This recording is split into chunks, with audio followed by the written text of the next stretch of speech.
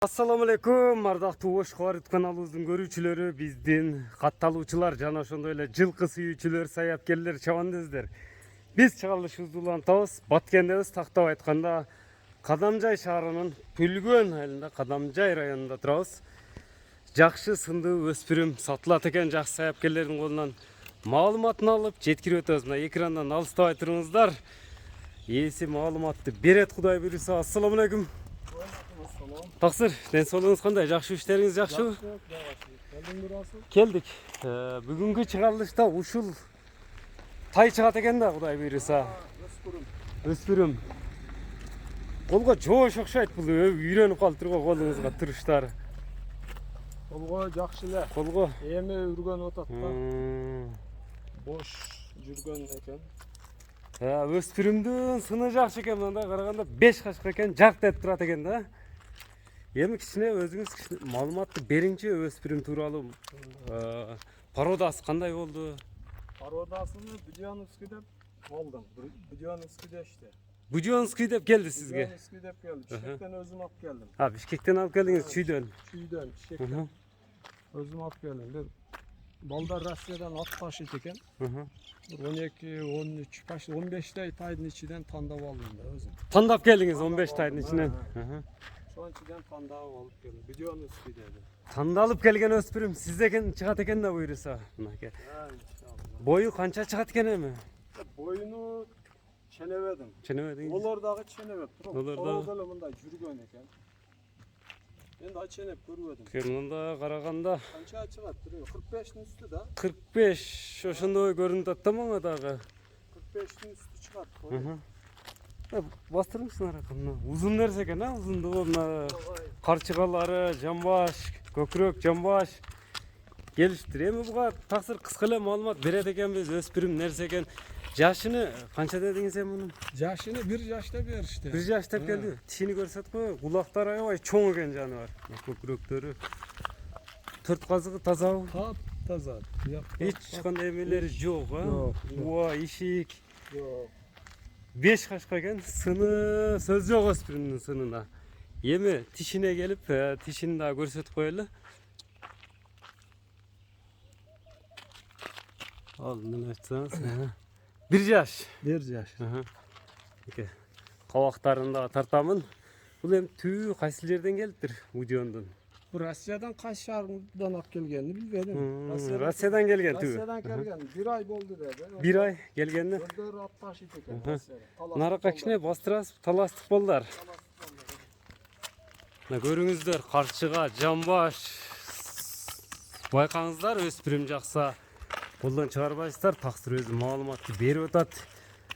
Эми токтотсоңуз, таксыр мунун баасына токтолбойлу эми, баасын канча дейсиз, айтыңчы. Будёндун баасына. Baası 1800. 1800 тайга карап эле. 1800. İçine düşüp verem. Кеми болот. Kemi baba düşüp verem. Ошондо жолуна түшүп берет экенсиз да. Düşüp verem sıra kalırsa düşüyoruz. Көкүрөктөрү жайын экен, жактары, Fiyatlarını, сыны. tartısını, jakşı. Bir 15 tayın içinden tanda alıp geldim da. Тандалып келген. Tanda alıp geldim ben. Анан доставкалар боюнча кандай болуп калат? Доставкалар боюнча. Dostavkalar var mı da kalır? Özbekistan, Tacikistan, Japon. Кудай кааласа келишесиздер. Келишим кем экен.